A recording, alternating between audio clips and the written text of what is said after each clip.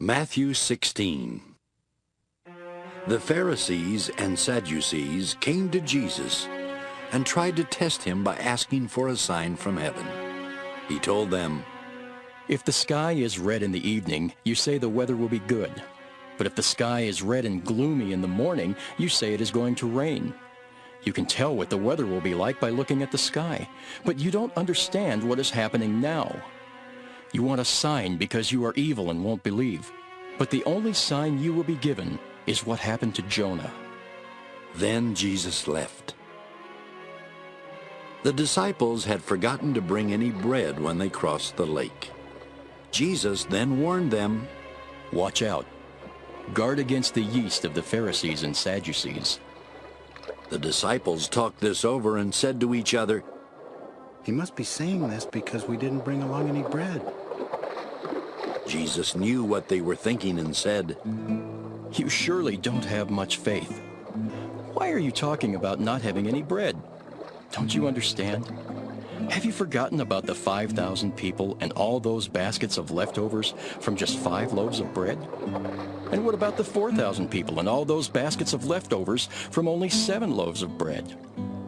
Don't you know by now that I am not talking to you about bread? Watch out for the yeast of the Pharisees and Sadducees." Finally, the disciples understood that Jesus was not talking about the yeast used to make bread, but about the teaching of the Pharisees and Sadducees. When Jesus and his disciples were near the town of Caesarea Philippi, he asked them, "What do people say about the Son of Man?" The disciples answered, "Some people say you are John the Baptist, or maybe Elijah." Or Jeremiah, or some other prophet. Then Jesus asked them, "But who do you say I am?" Simon Peter spoke up. "You are the Messiah, the Son of the living God." Jesus told him, "Simon, son of Jonah, you are blessed. You didn't discover this on your own. It was shown to you by my Father in heaven. So I will call you Peter, which means a rock. On this rock I will build my church, and death itself will not have any power over it. I will give you the keys to the kingdom of heaven, and God in heaven will allow whatever you allow on earth. But he will not allow anything that you don't allow." Jesus told his disciples not to tell anyone that he was the Messiah. From then on, Jesus began telling his disciples what would happen to him.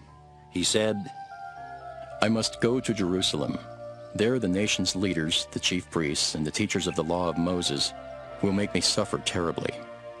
I will be killed, but 3 days later I will rise to life." Peter took Jesus aside and told him to stop talking like that. "Lord, surely God won't let this happen to you." Jesus turned to Peter and said, "Satan, get away from me. You're in my way because you think like everyone else and not like God." Then Jesus said to his disciples, "If any of you want to be my followers, you must forget about yourself. You must take up your cross and follow me. If you want to save your life, you will destroy it. But if you give up your life for me, you will find it. What will you gain if you own the whole world but destroy yourself? What would you give to get back your soul? The Son of Man will soon come in the glory of his Father and with his angels to reward all people for what they have done. I promise you that some of those standing here will not die before they see the Son of Man coming with his kingdom."